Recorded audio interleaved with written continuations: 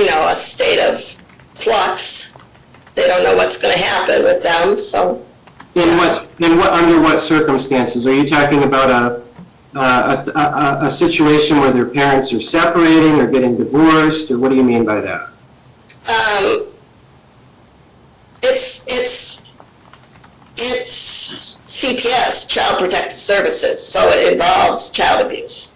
Oh, I see. Okay, so you're familiar with abuse and neglect cases. Absolutely.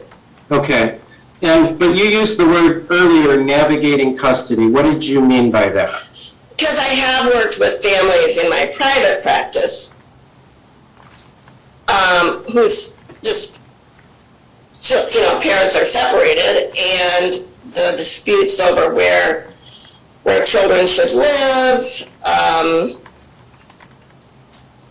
just offering guidance as to how things should be in the household, offering guidance as, like, the parents should never talk badly about the child's father or mother, that kind of guidance. Okay, and so is it fair to say that you're helping the child cope with the situation or develop tools to learn how to cope with the new circumstances or adverse? Yeah. And what other goals would you say are involved in those kinds of custody navigation circumstances? What other goals for the child? Yeah, you cannot separate the goals of the child from the family. And it's crucial, absolutely crucial to me, that the parents have the most positive relationship as possible in order for the health of the child. Okay. What about a situation where, for whatever reason, a parent has not been involved in a child's life? Do you have are there things that you look for or can do to reunite the child with the other parent? The reunification process is what I'm getting at. Right.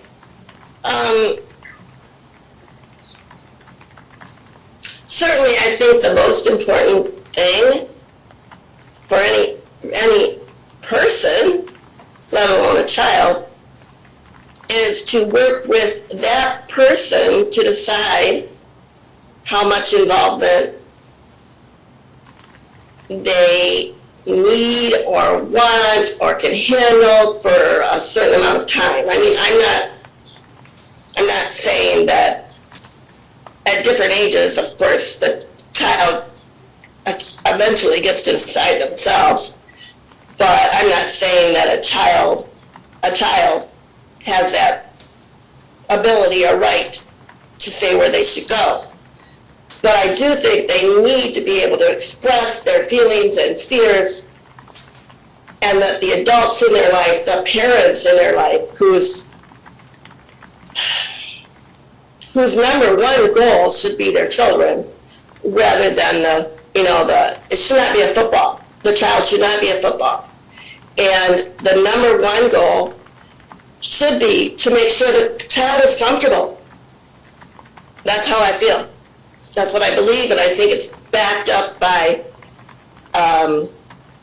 family research, and it's backed up by common sense. Are you referring to learned treatises when you say research? No, I'm referring to my experience in the field, and I've read, yes, there's abundant information that says the relationship between the parents is crucial, and also that children are not a prize.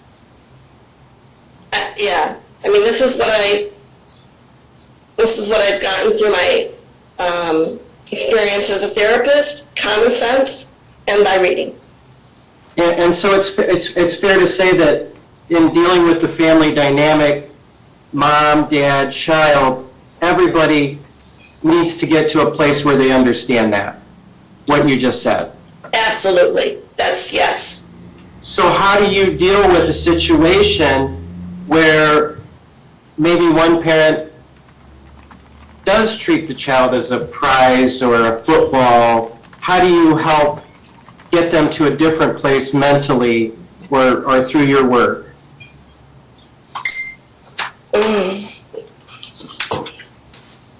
I'm sorry. That's okay. Yeah. What would you do with that kind of a situation? Go ahead. That is just a part and parcel of therapy. I mean, it is absolutely a part and parcel of family therapy. You just reinforce it. I try very, very hard to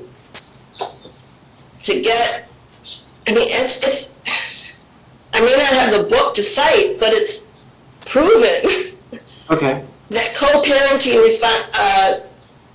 co-parents working together to co-parent is the answer. Okay.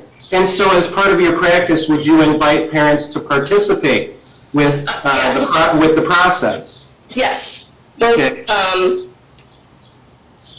both privately, I mean, like in the consultation with just the parents, with the child in the lobby, or just working through with the child, understanding.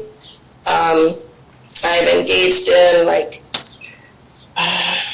there's an exercise where you give animal figures and you ask the children to put each person in their life and identify it as an animal. To recognize, like in some families that are relatively healthy in this regard, this kind of split family ends up with them having so much support. They have uncles and aunts on both sides. They have, they have stepfathers and stepmothers who all listen to them. So, anyway.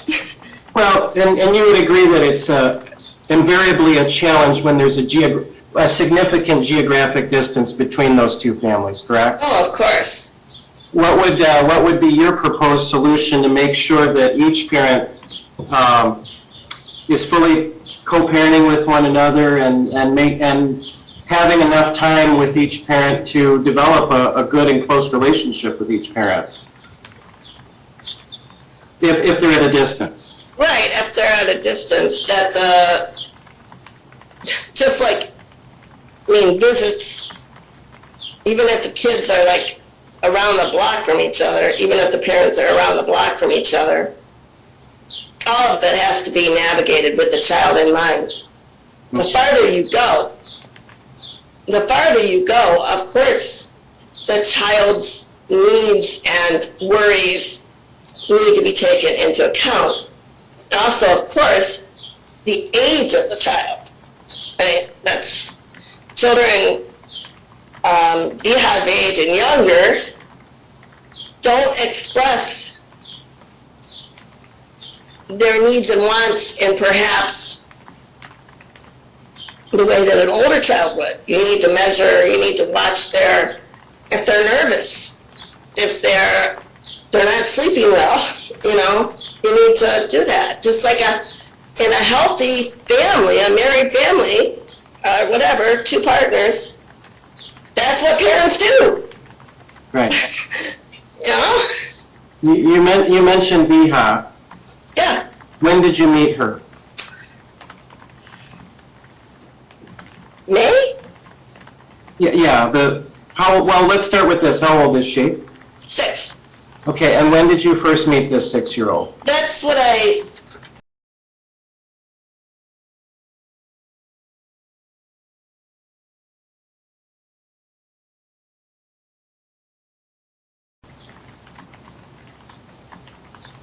was mid-May, I think. Okay. And have you met her more than that one time in mid-May? Oh, no, I've seen her 3 times. Okay. And how long have those sessions been? An hour. Okay. And regarding your first meeting with her, is it fair to say that was some type of an assessment and a determination of what the goals would be for the therapy? Yeah. And can you share with the court the assessment, the goals? Yeah, the assessment was, where she at now, how well adjusted she is, how she feeling about, basically to get her take on the whole thing. On the travel, on her father, on her mother, just to let her express herself.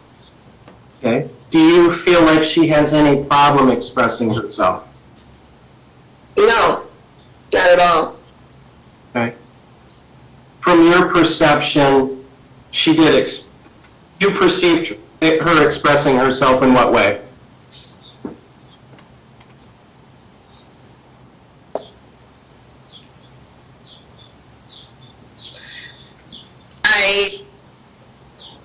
I asked her, so how are you feeling about your dad and going to out of state, and I showed her on a map where that was. She didn't have a great deal of concern about that. But my observation is she's very attached to her mother, so I think that will be difficult. Then what do you like about South Carolina, correct? Yes. Yeah, okay. What do you like about visiting your father in South Carolina? And she said, well, I like my sister, my stepsister. Mackenzie? Yeah, she said that she'd had a little bit of issues with her stepmother. I'm going to object. Those have been resolved. I'm sorry? I'm going to object as to hearsay as to what the child would have told Marjorie. What? Okay. Mr. Finley, any response? Yes, these are statements necessary for treatment. They are not hearsay. Well, actually, I thought that she went there for an assessment for purposes of this litigation. I thought that's what your statement was at the outset, Mr. Finley, and then it would be hearsay.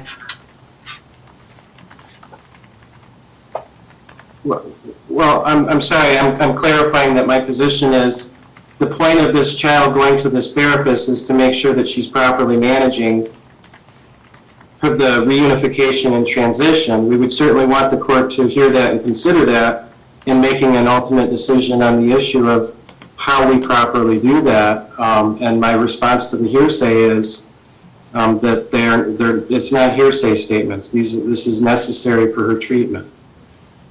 Well, I haven't heard anything that she needs to be in treatment and that she is in treatment. You had said at the outset that you gave your client a list of providers and suggested that she should get the child assessed prior to this trial. So it's reasonable to assume that the assessment was for purposes of providing testimony for this litigation. I haven't heard anything that this child is